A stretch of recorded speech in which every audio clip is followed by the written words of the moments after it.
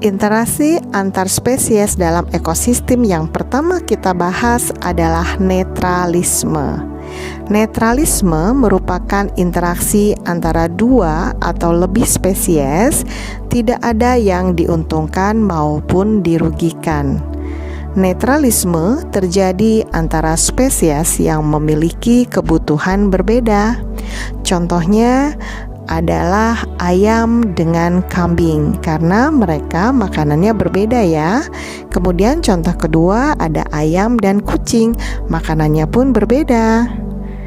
Nah, interaksi antar spesies dalam ekosistem yang kedua kita bahas adalah kompetisi. Kompetisi merupakan interaksi antara dua spesies atau lebih yang saling bersaing atau berkompetisi.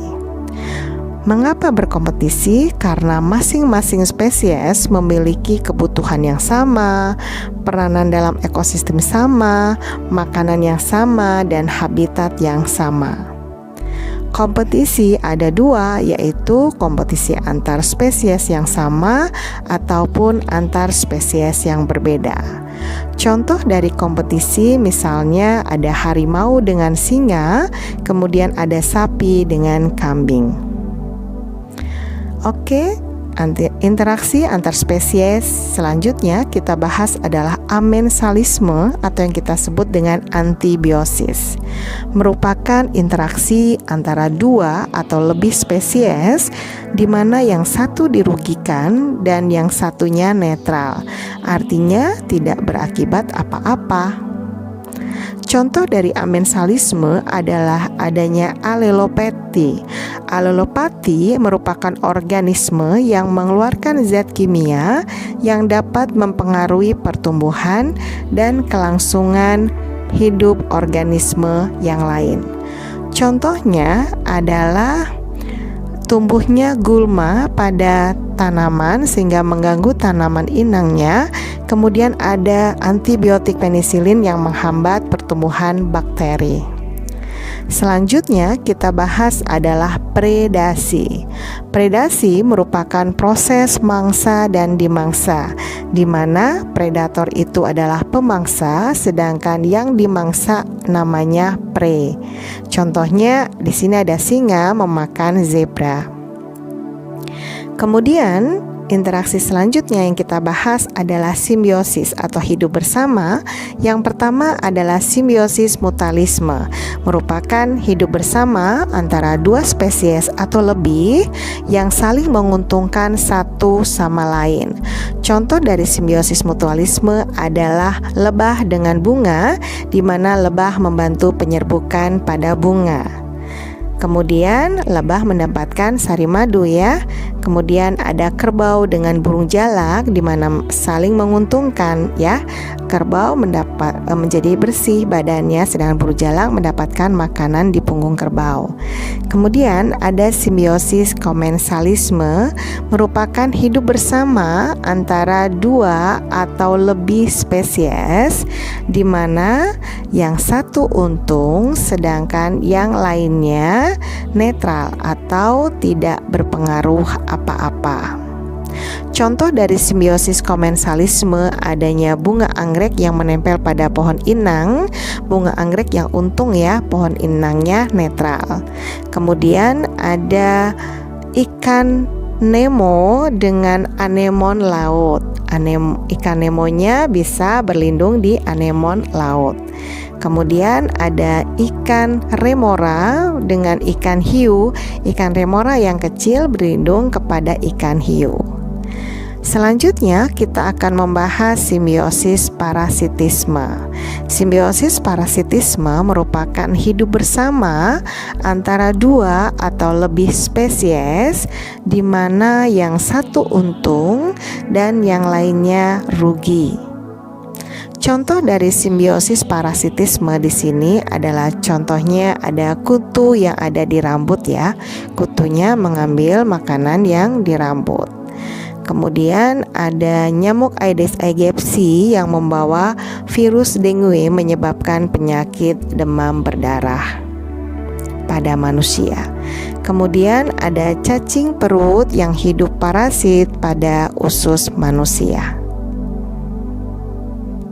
Nah, sekarang kita akan membahas soal literasi.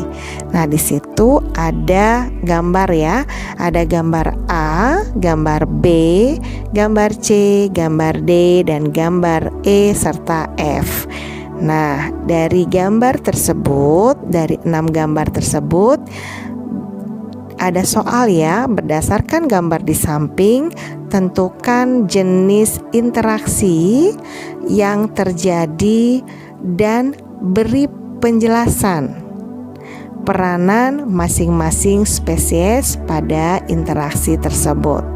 Nah, pada gambar A itu ada hewan, interaksinya apa antar spesies.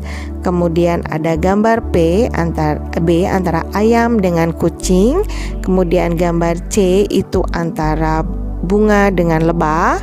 Gambar D itu adalah tali putri. Gambar E adalah ikan Nemo. Sedangkan gambar F itu adalah antibiotik.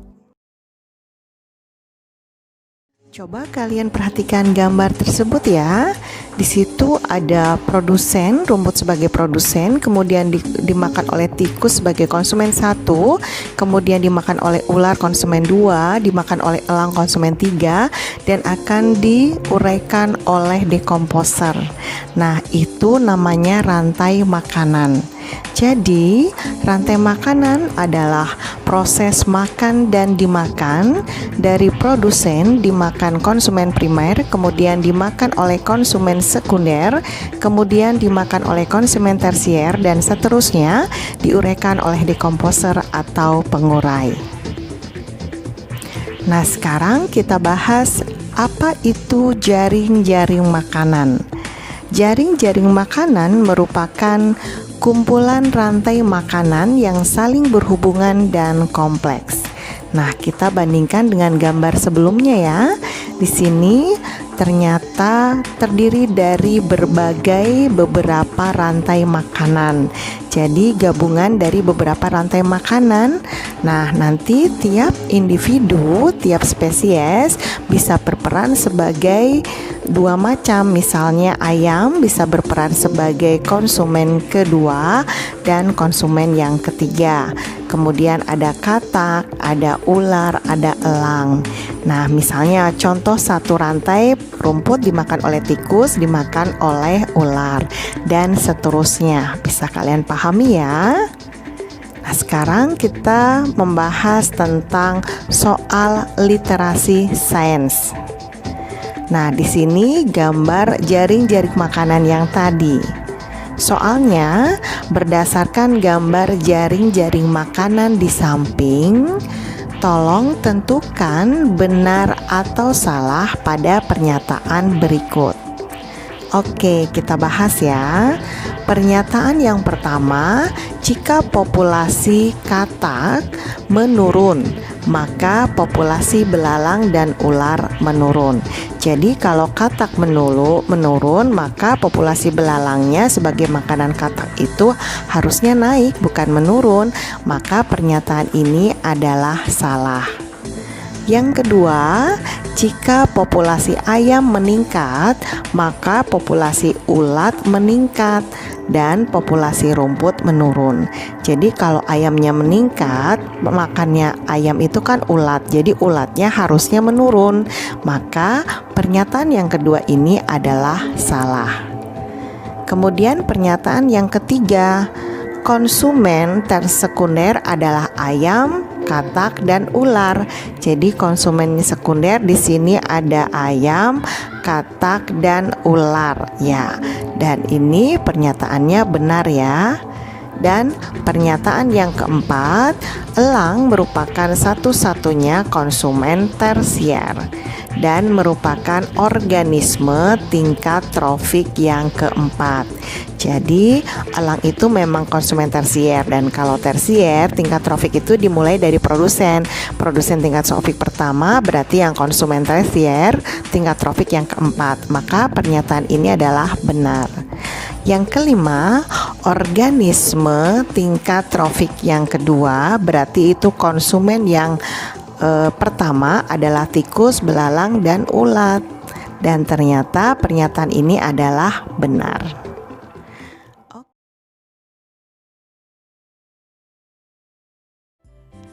Piramida ekologi adalah susunan tingkat trofik secara berurutan sesuai dengan jaring-jaring makanan.